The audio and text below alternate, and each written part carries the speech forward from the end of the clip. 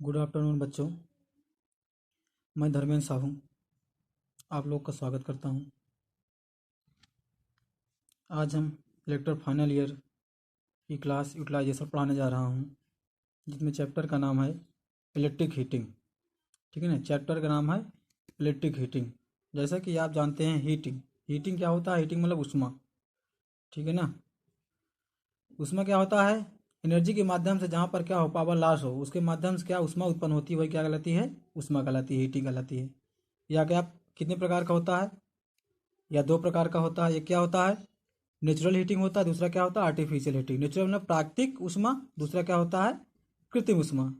यानी जो प्राकृतिक द्वारा प्राप्त हो वो क्या कहलाएगी? प्राकृतिक उष्मा कहलाएगी। और जो मानव द्वारा बना के उष्मा प्राप्त की जाए, जिसके माध्यम से वो क्या कहलाएगी? Artificial heating. Natural heating example जैसे आपका क्या, सोलर द्वारा प्राप्त हीटिंग। ठीक है ना, सोलर द्वारा प्राप्त हीटिंग क्या होता है? नेचुरल हीटिंग कहलाती है। ठीक है ना। आर्टिफिशियल ये दो प्रकार का हो सकता है। एक होता है आपके इलेक्ट्रिक हीटिंग, यानी विद्युत माध्यम से जो उष्मा प्राप्त हो जाएगी, क्या कहलाएगी? इलेक्ट्रिक हीटिंग कहलाएगी। ठीक है। और दूसरा क्या? Non electric heating. Non electric जिनमें विद्युत का प्रयोग ना करें। ठीक, जिनमें विद्युत का प्रयोग ना करके उष्मा प्राप्त किया जाए, वो क्या कहलाएगा? Non electric heating. जैसे प्राप्त हो जाए आपका क्या होता है? तीन प्रकार का होता है। जैसे solid fuel heating, solid fuel heating. ठीक, सॉलिड फ्यूल हीटिंग जैसे लकड़ी से प्राप्त उष्मा, लकड़ी से प्राप्त उष्मा क्या कहलाएगी? Solid fuel heating. दूसरा क्या है? Liquid fuel heating. Liquid fuel heating द्रव से प्राप्त उष्मा। इनमें आपका आ जाएगा जैसे कैरोसिन हो गया, पेट्रोल हो गया, डीजल हो गया, इससे प्राप्त उष्मा क्या कहलाएगी? Liquid fuel heating. अगला क्या है? Gaseous fuel heating. ठीक, यानी गैस से जो उष्मा प्राप्त हो, क्या कहलाएगी? Gaseous fuel heating. जैसे एलपीजी गैस आदि से प्राप्त उष्मा क्या कहलाएगी? Gaseous fuel heating. ठीक, इलेक्ट्रिक हीटिंग में क्या कहलाएगा? पहला इलेक्ट्रिक हीटर, हीटर हो गया आपका। हीटर द्वारा प्राप्त उष्मा क्या कहलाएगी? Electric heating. बॉयलर द्वारा प्राप्त उष्मा क्या कहलाएगी? बॉयलर हीटिंग या इलेक्ट्रिक हीटिंग। ठीक है ना। ओवन द्वारा प्राप्त उष्मा क्या कहलाएगी? Electric heating. और किसी फर्नेस या भट्टी द्वारा प्राप्त उष्मा क्या कहलाएगी? इलेक्ट्रिक हीटिंग की श्रेणी में आता है। ठीक, तो देखते हैं इलेक्ट्रिक हीटिंग कितने टाइप का होता है। ठीक, तो इलेक्ट्रिक हीटिंग आप एक लो पावर फ्रीक्वेंसी पर हीटिंग उत्पन्न कर सकते हैं। दूसरा क्या? हाई फ्रीक्वेंसी पर हीटिंग आप जनरेट कर सकते हैं। ठीक, पहला क्या? लो पावर फ्रीक्वेंसी पर हीटिंग और हाई पावर फ्रीक्वेंसी पर हीटिंग। ठीक, लो पावर फ्रीक्वेंसी हीटिंग क्या होता है? तीन प्रकार का होता है। लो पावर फ्रीक्वेंसी हीटिंग तीन प्रकार का होता है। पहला रजिस्टर हीटिंग। रजिस्टर हीटिंग क्या कहलाता है? कि ऐसा हीटिंग, ऐसा उष्मा जो प्रतिरोध या रजिस्टेंस के माध्यम से प्राप्त हो, क्या कहलाएगा? रजिस्टर हीटिंग कहलाएगा। ठीक, दूसरा क्या है? Arc heating. ऐसी उष्मा जो आर्क के माध्यम से प्राप्त किया जाए, वो क्या कहलाएगा? आर्क हीटिंग कहलाएगी। अगला क्या है? Electric bombardment heating. Electric bombardment heating ऐसी उष्मा जो इलेक्ट्रॉनों को किसी चार्ज या घान पर टकराने से प्राप्त हो। ध्यान देना, ऐसी उष्मा जो इलेक्ट्रॉनों को किसी चार्ज या घान पर टकराने से प्राप्त हो, क्या कहलाएगा? Electric bombardment heating. ठीक, और हाई फ्रीक्वेंसी हीटिंग कितने प्रकार की होती है? ये भी दो प्रकार की होती है, इंडक्शन हीटिंग और डाइलेक्ट्रिक हीटिंग। ठीक, इंडक्शन हीटिंग क्या कहलाएगा? कि ऐसी उष्मा जो प्रेरणा द्वारा प्राप्त हो। ठीक है ना, ऐसी उष्मा जो प्रेरण द्वारा प्राप्त हो, क्या कहलाएगा? Induction heating. ठीक, डाइलेक्ट्रिक हीटिंग क्या कहलाएगी? ऐसी उष्मा जो डाइलेक्ट्रिक मीडियम या परावैद्युत माध्यम से प्राप्त हो। ठीक है ना, ऐसी उष्मा जो परावैद्युत माध्यम से प्राप्त हो, वो क्या कहलाएगी? डाइलेक्ट्रिक हीटिंग या परावैद्युत हीटिंग। या उष्मा समानुपाती क्या होता है? या बी स्क्वायर। ठीक है ना, यानी किसी वोल्टेज को बढ़ाने पर आपकी उष्मा क्या हो जाएगी? बढ़ेगी। नहीं, आप थोड़ा सा वोल्टेज इंक्रीज करेंगे, उष्मा क्या? अधिक बढ़ेगी। और फ्रीक्वेंसी को बढ़ाने पर भी उष्मा क्या होता है? बढ़ता है। ठीक है, यानी यहाँ पर आप वोल्टेज या फ्रीक्वेंसी को बढ़ाकर आप क्या कर सकते हैं? उष्मा को बढ़ा सकते हैं, घटाकर उष्मा को घटा सकते हैं। ठीक है, ये तो रहा आपकी इलेक्ट्रिक हीटिंग कितने टाइप के होते हैं। ठीक, आगे चलते हैं। आगे आप जब भी आप हीट उत्पन्न कर रहे हैं तो क्या होता है? आप हीट को ट्रांसफर करते हैं। ठीक है, यानी एक स्थान से दूसरे स्थान पर क्या कहते हैं? ट्रांसफर की जा सकती है। तो हीट को ट्रांसफर करने के कितने मेथड होते हैं वो पढ़ते हैं। हीट को ट्रांसफर करने के तीन मेथड होते हैं। ठीक, पहला क्या है? कंडक्शन। पहला कंडक्शन, संवहन। यह क्या होता है? किसी यह प्रक्रिया किसी सॉलिड में की जा सकती है। ठीक है, इसमें क्या होते हैं, अणु स्थिर होते हैं। ठीक है, जैसे इधर समझना, जैसे हमारा क्या है, एक सॉलिड है, मान लेते हैं लोहे की रॉड है, एक सॉलिड है। जब भी आप इसे क्या करेंगे, हीट करेंगे, एक सिरा पर इसके क्या हीट कर रहे हैं, धीरे धीरे क्या हो जाएगा, हीट होते होते यहां तक हीट हो जाएगी। अर्थात इसका पहला कण जब हीट हो जाएगा अपनी ऊष्मा दूसरे कण को देगा, जब वो हीट हो जाएगा वो कण अपनी ऊष्मा तीसरे कण को देगा, अगला वाला अगले को देगा, फिर अगला वाला अगले को, इस प्रकार लास्ट कण को ऊष्मा प्राप्त हो जाएगी। इस प्रकार पूर्णतः हीट हो जाएगा। जैसे आपको दिखा रहे हैं, ये क्या है, एक रॉड है, यहाँ पर क्या किया जा रहा है, इसे हीट किया जा रहा है, एक सिरा को हीट किया जा रहा है। तो इसके जो पास वाला कण होगा, जब वो हीट हो जाएगा तो अपनी ऊष्मा आगे वाले कण को ट्रांसफर करेगा, वो अपना स्थान नहीं छोड़ेगा। ठीक है ना, वहीं पर स्थिर रहेगा, वो कण वहीं पर स्थिर रहेगा, अपना स्थान नहीं छोड़ेगा। तो जब वो ऊष्मा दूसरे को दिया, दूसरा जब हीट हो जाएगा तीसरे को देगा, तीसरा चौथे को देगा, इसी प्रकार ये संपूर्ण रॉड क्या हो जाएगी, हीट हो जाएगी। यही प्रक्रिया क्या कहलाती है, कंडक्शन कहलाती है। ठीक है ना, इसमें सभी अणु अपना अपने स्थान पर स्थिर होते हैं। ठीक, अगला क्या है, कन्वेक्शन, संनयन। यह क्या होता है, इसका प्रयोग द्रवों में किया जाता है। ठीक, इसमें क्या होता है कि अणु अपना स्थान छोड़कर चले जाते हैं और उसका स्थान दूसरा अणु लेता है। अर्थात इस क्रिया में अणु स्थिर नहीं होते हैं। ठीक है, जैसे यहां पर मान लेना हो कि क्या है, ये जल है, जल को हम हीट कर रहे हैं। जब जल को आप हीट करेंगे, ठीक है, जैसे ही ऊष्मा पाकर कोई कण हल्का होगा यहां आ जाएगा, और यहां का कण यहां आ जाएगा। ठीक है ना, फिर वो ऊष्मा पाकर हल्का हो जाएगा, फिर ऊपर जाएगा। ठीक है ना, फिर उसका स्थान कोई दूसरा लेगा। यही प्रक्रिया चलता रहेगा और इस प्रकार संपूर्ण कण क्या हो जाएगा, गर्म हो जाएगा। ठीक है ना, इस प्रकार ऊष्मा क्या हो जाएगी, ट्रांसफर हो जाएगी।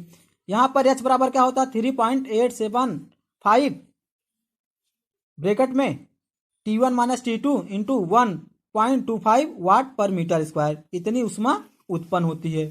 ठीक है ना, तो इसमें क्या होता है, अणु अपना स्थान छोड़कर दूसरे का स्थान ले लेते हैं और उसका स्थान कोई दूसरा अणु लेता है। ठीक, इसी प्रक्रिया के थ्रू क्या होता है, संपूर्ण पदार्थ क्या हो जाता है, हीट हो जाता है। ठीक, अगला क्या है, रेडिएशन।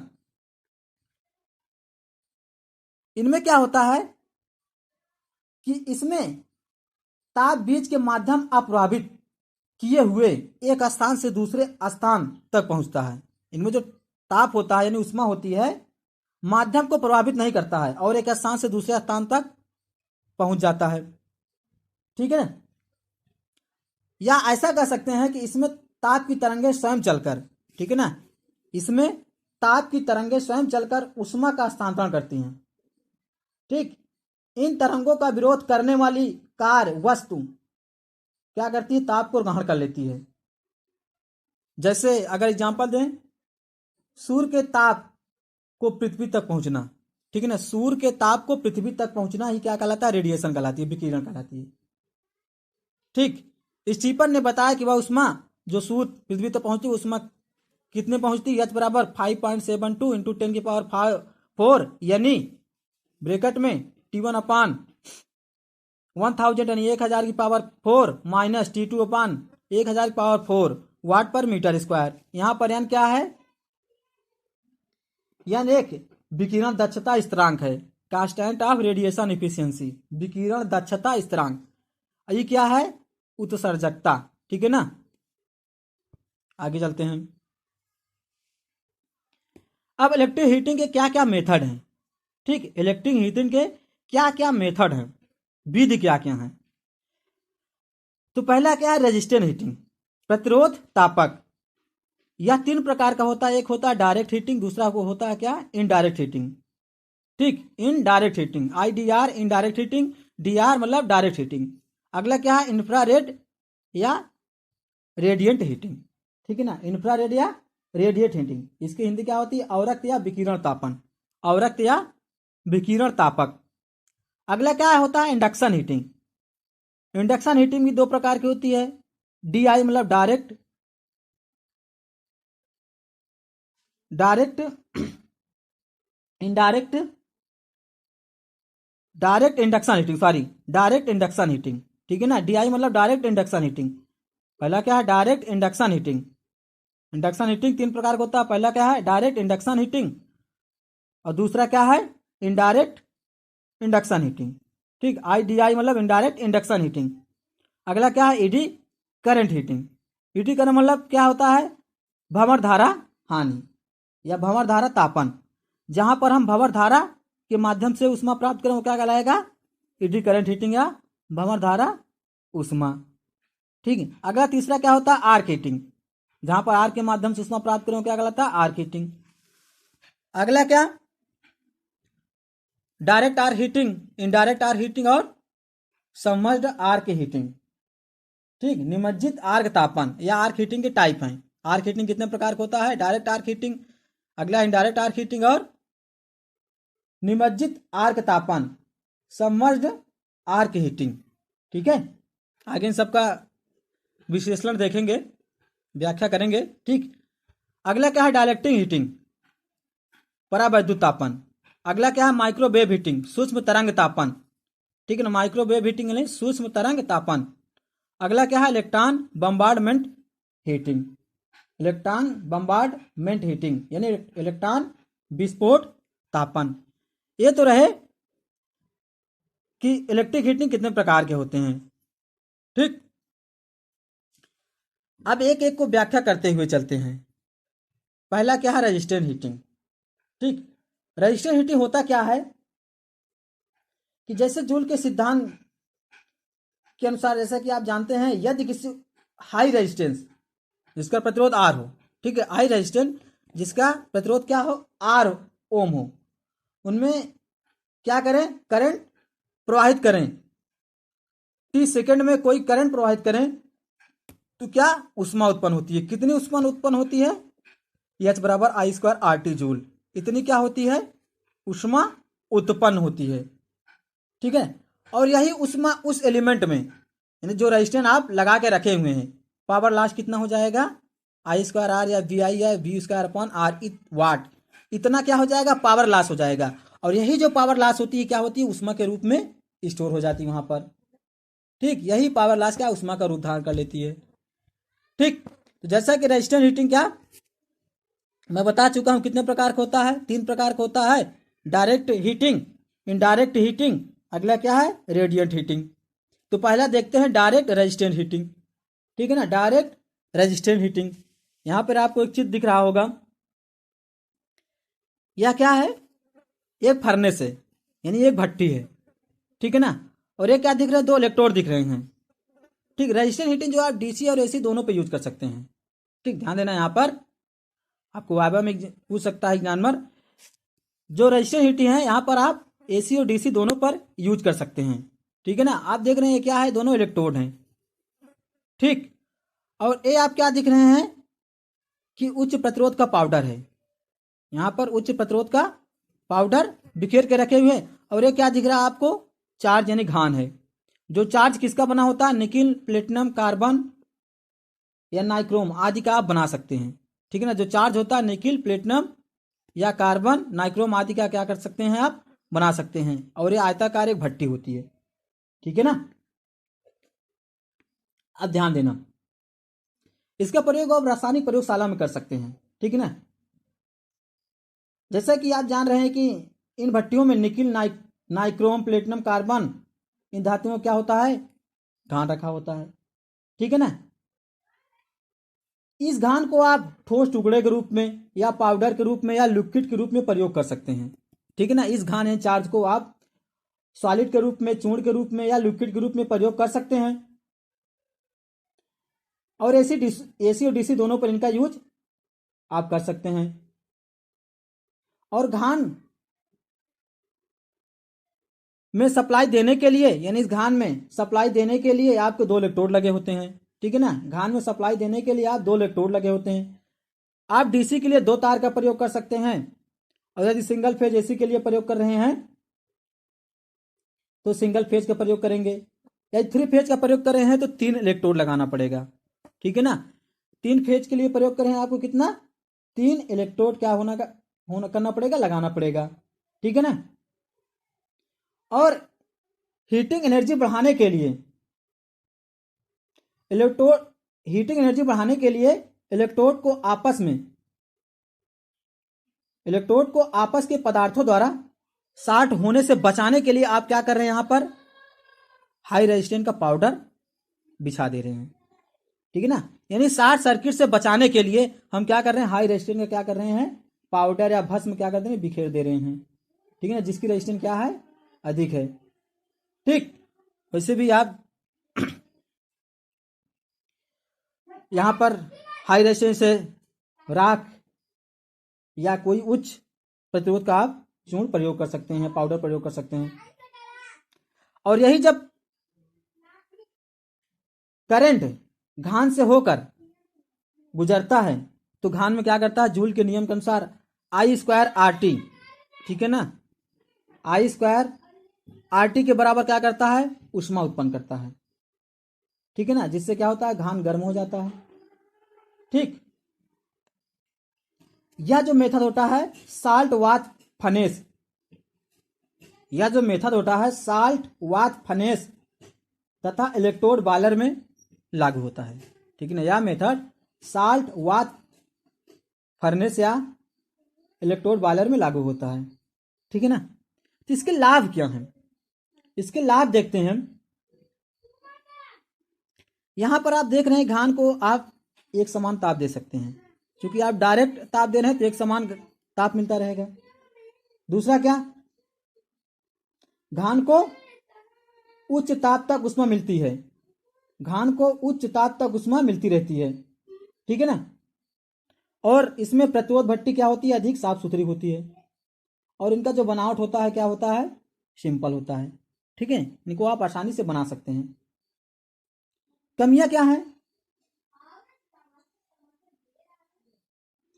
इन भट्टियों में आपको यदि करंट को परिवर्तित करना हो तो आप परिवर्तित नहीं कर सकते हैं आसानी से। ठीक है ना, और इसमें ताप नियंत्रण संभव नहीं है, और इसमें ताप नियंत्रण संभव नहीं है।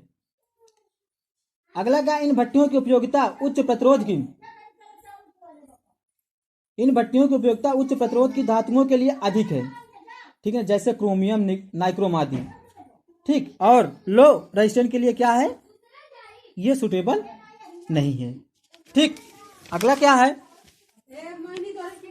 अगला है आपका डायरेक्ट रेजिस्टेंस फर्नेस। अगला क्या है, इनडायरेक्ट रेजिस्टेंस फर्नेस। ठीक है ना, इनडायरेक्ट रेजिस्टेंस फर्नेस, जैसा कि आप देख रहे हैं कि यह आयताकार फर्नेस है। आप सिलेंडरकार भी बना सकते हैं या कोई अदर आकार का भी बना सकते हैं। ठीक है, आप देख रहे हैं कि इसमें जो एलिमेंट है या रेजिस्टेंस एलिमेंट है, आप घान को डायरेक्टली रूप से नहीं दिया जा रहा है। ठीक है ना, यानी एक पार्ट से क्या कर दिया गया है, इसे अलग कर दिया गया है। ठीक, और यहाँ पर चार्ज रखा हुआ, यहाँ से सप्लाई दे रहे हैं। ठीक, इस एलिमेंट को आप कह सकते हैं इसके चारों तरफ भी लगा सकते हैं। ठीक है ना, यहाँ पर हम तो सिलेंडर कार में लगाए हैं, लेकिन इस एलिमेंट को इसके चारों तरफ भी आप क्या कर सकते हैं, लगा सकते हैं। ठीक, जैसे कि आप यहाँ से सप्लाई देंगे, अभी तक तो डायरेक्ट ही घान को क्या मिल जा रहा था, सप्लाई के माध्यम से यहाँ पर जब हीट उत्पन्न हो रहा था तो यही हीट एनर्जी इस घान को मिल जा रही थी। ठीक है ना, और जो चार्ज घान डायरेक्ट में आप प्रयोग कर रहे हैं, यानी निकिल नाइक्रोम कार्बन की, वहीं यहीं पर भी प्रयोग करेंगे, लेकिन यहाँ पर कोई पाउडर का प्रयोग नहीं करेंगे। ठीक है, क्योंकि पाउडर जगह यहाँ पर क्या कर रहे हैं, आप अलग से ही एक हाई प्रतिरोध का प्रयोग कर रहे हैं। ठीक, और यही जब आप सप्लाई देंगे तो क्या हो जाएगा, ये एलिमेंट हीट होगा और अपनी एनर्जी क्या देगा, इसे दे देगा, और इसे घान का हो जाएगा, चार्ज हो जाएगा, सॉरी हीट हो जाएगा। ठीक है ना, और हीट होकर क्या हो जाएगा, गल जाएगा, गलन का रूप धारण कर लेगा। ठीक, लेकिन इसके माध्यम से लगभग 1000 डिग्री सेल्सियस तक टेम्परेचर उत्पन्न किया जा सकता है। ठीक, यदि इसमें ग्रेफाइट का प्रयोग कर रहे हैं, ध्यान देना, यदि इसमें ग्रेफाइट का प्रयोग कर रहे हैं, यह टेम्परेचर कितना, 3000 डिग्री सेल्सियस तक उत्पन्न किया जा सकता है। तो टेम्परेचर के आधार पर यह क्या होता है, 3 प्रकार के होता है। ठीक ना, लो टेम्परेचर फर्नेस, टेम्परेचर के आधार पर क्या होता है, 3 प्रकार का होता है, low temperature furnace, medium temperature furnace और हाई टेम्परेचर फर्नेस। ठीक ना। लो टेम्परेचर फर्नेस में क्या होता है, लगभग 300 degree Celsius. Low temperature furnace में लगभग 300 डिग्री सेल्सियस पर क्या होता है, ताप प्राप्त होता है, ठीक है ना।